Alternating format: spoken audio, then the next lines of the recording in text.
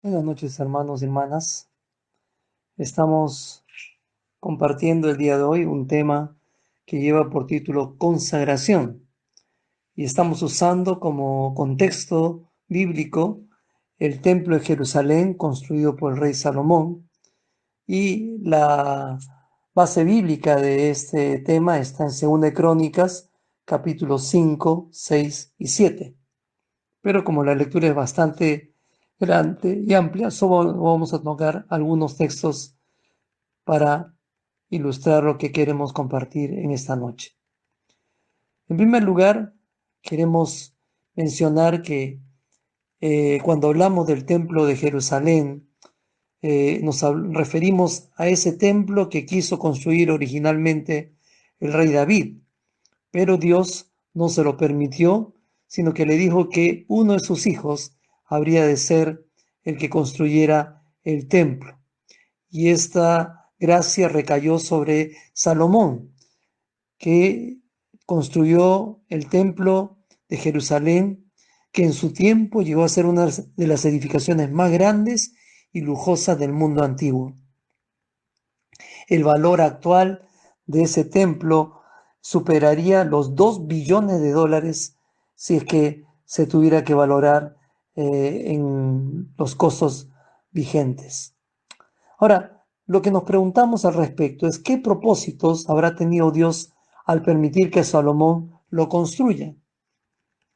En primer lugar, sería un símbolo de la autoridad espiritual y religiosa. Noten lo que dice 2 de Crónicas 5:2. Entonces Salomón mandó llamar a los ancianos de Israel y a todos los jefes de las tribus, los líderes de las familias patriarcales de Israel, para que fueran a Jerusalén. Ellos debían trasladar el arca del pacto del Señor desde su sitio en la ciudad de David, también conocida como Sión, hasta el templo.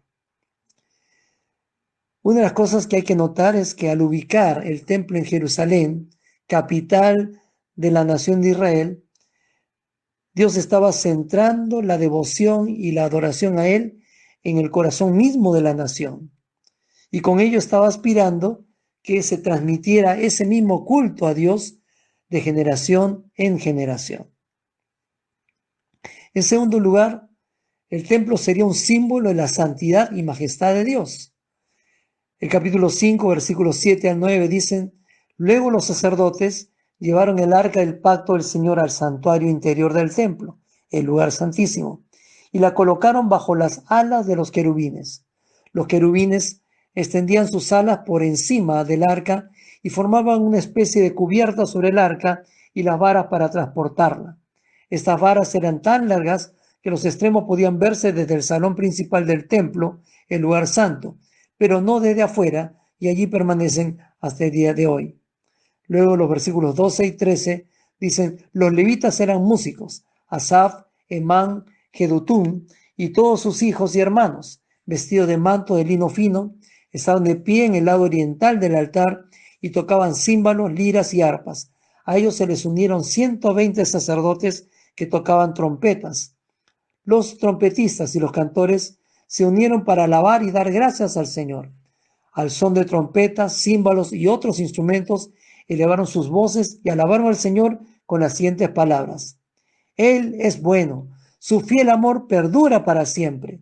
En ese momento, una densa nube llenó el templo del Señor. Notamos que la arquitectura del templo, toda su ornamentación tan finamente elaborada, hablaban de la grandeza del Señor, inspirando reverencia, inspirando respeto en todo aquel que lo veía o que ingresaba para admirar su interior. No era pues de extrañar el entusiasmo tremendo que mostraron los levitas y los sacerdotes, que con devoción cantaron y tocaron sus instrumentos en alabanza y adoración a Dios por el privilegio tremendo de estar en su santuario. En tercer lugar, este templo sería un símbolo del pacto de Dios con su pueblo. Dice el capítulo 5, versos 4 y 5, una vez que estaban presentes todos los ancianos de Israel, los levitas levantaron el arca. Los sacerdotes y los levitas trasladaron el arca junto con la carpa especial y todos los objetos sagrados que había en ella. Les recordaba la ley que les fue dada como señal del compromiso de Dios de bendecirlos, así como el del pueblo de adorarlo solamente a Él, apartándose de toda otra divinidad, ídolo, fuerza o influencia que no sea el Dios de Abraham, de Isaac y de Jacob. En cuarto lugar, ese templo sería un símbolo del perdón y la promesa del Mesías. El capítulo 5, versículo 6 dice: delante del arca, el rey Salomón y toda la comunidad de Israel sacrificaron ovejas, cabras y ganado en tal cantidad que fue imposible llevar la cuenta. La presencia de los elementos del sacrificio y la expiación, como el altar del sacrificio, el lavacro, el candelabro, la mesa de los panes de la propiciación, el incienso y el arca del pacto, todos estos le recordaba al pueblo lo serio que es el pecado y también la gracia del perdón de Dios y la limpieza de sus pecados. Este templo sería un símbolo de la promesa del Mesías. El oficio sacerdotal y los elementos del sacrificio eran una representación profética de lo que el Salvador del mundo vendría a ser, y no solo para una nación, sino para toda criatura y en todo el mundo. Lamentablemente, como sabemos, este mensaje nunca lo entendieron del todo el pueblo de Israel, y por eso al venir Jesús como el Mesías prometido, no lo reconocieron. Bien dice Juan en el capítulo 1, versículo 11 del Evangelio: a lo suyo vino y los suyos no le recibieron. En quinto lugar, este templo sería un símbolo de oración. El capítulo 6, versículos 14 y 15 dicen: oró así: oh Señor, Dios de Israel, no hay Dios como tú en los cielos ni en la tierra. Tú cumples tu pacto y muestras amor inagotable a quienes andan delante de ti de todo corazón. Has cumplido tu promesa a tu siervo David, mi padre. Pronunciaste esa promesa con tu boca y hoy la has cumplido con tus propias manos. Y en el capítulo 6, versículos 20 y 21 dice: que día y de noche tus ojos estén sobre este templo, este lugar del cual tú has dicho que allí pondrías tu nombre, que siempre oigas las oraciones que elevo hacia este lugar, que atiendas las peticiones humildes y fervientes de mi parte y de tu pueblo Israel cuando oremos hacia este lugar. Sí, óyenos desde el cielo, donde tú vives, y cuando nos escuches, perdona. A partir de allí, todos los habitantes del pueblo de Dios tendrían un lugar donde presentar sus oraciones, y eso fue por generaciones enteras. Recordemos nosotros, muchísimos años después, ya en el exilio, Daniel estaba en Asiria y sin embargo desde allí subía a su aposento y oraba 3 veces al día con dirección a Jerusalén. También en el día presente, todavía hay millones de judíos que se acercan a diario y durante todo el año hacen peregrinaje hasta Jerusalén, acercándose al muro de los lamentos, que está nada menos que entre los restos del antiguo templo de Jerusalén. Y en sexto y último lugar, este templo sería un símbolo de consagración. En el capítulo 3, versículo 1, dice: Salomón comenzó a construir el templo del Señor en Jerusalén, en el monte Moriah, donde el Señor se le había aparecido a David, su padre. Veamos la referencia de 2 Samuel 24, 15 al 25, donde está esto. ¿Qué quiere decir? Que se construyó sobre lo que fue el monte Moriah, ese lugar donde Abraham estuvo por sacrificar a su hijo Isaac, en testimonio de su amor, de su obediencia y su consagración a Dios por encima de todo. Esto registra Génesis capítulo 22.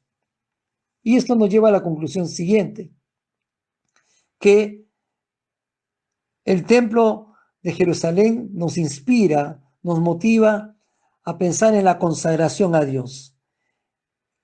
Esta edificación sirvió para que el pueblo de Israel de ese entonces entendiera que Dios quería que ellos se dediquen íntegramente a Él, que no piensen en otros dioses ni en otras fuerzas que quisieran conquistar sus corazones, que vean al Señor como su única fuente de gracia, de amor, de misericordia, de perdón, de provisión, de sanidad, en fin, de todo absolutamente.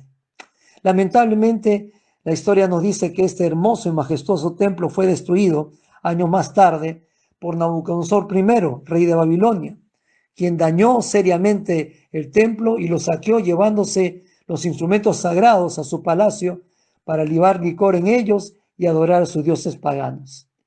Pero hermanos, recordemos que ya no tenemos necesidad de un templo hecho por manos humanas. Es más, no tenemos que ir, no tenemos que entrar a un lugar especial para orar o adorar. ¿Y por qué? Porque gracias a Dios y a la obra redentora y salvadora perfecta de Jesús en la cruz, todos los que creemos en Él y lo confesamos como nuestro Salvador y Señor, tenemos libre acceso al lugar santísimo. Su Santo Espíritu mora ahora en nosotros y lo tenemos con nosotros y en nosotros. ¿Cuándo? Los 365 días del año, las 24 horas de todos los días. Recuerde lo que dice su palabra. Nosotros somos el templo del Dios viviente. Como dijo Dios, viviré en ellos y caminaré entre ellos. Yo seré su Dios y ellos serán mi pueblo. Y yo seré su padre y ustedes serán mis hijos e hijas, dice el Señor Todopoderoso. 2 Corintios 6, 16 y 18. Y es gracias a esa verdad que como hijos de Dios también podemos interceder al Señor por nuestra nación y por el mundo entero en este tiempo. Dice la palabra, si mi pueblo se humilla y ora, busca mi rostro, entonces yo oiré sus oraciones y sanaré su tierra. Dios le bendiga, queridos hermanos. Pensemos en la importancia de vivir consagrados al Señor. Oremos. Dios y Padre Celestial, te agradecemos tu palabra, te agradecemos esta porción que nos recuerda lo grandioso que eres tú, lo maravilloso que has sido y que sigues siendo hasta hoy, al invitarnos a consagrar nuestras vidas a ti, a recordar que no es necesario tener que ir a un lugar en particular para buscarte, porque tú no solamente estás en todas partes, sino que has escogido habitar en nuestros corazones desde el día que entregamos a Jesucristo nuestra vida para que Él sea nuestro Señor y Salvador.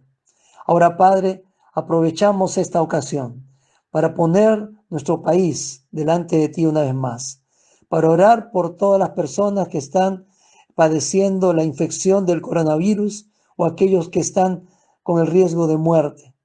Aleja, Señor, esta pandemia de nuestra nación.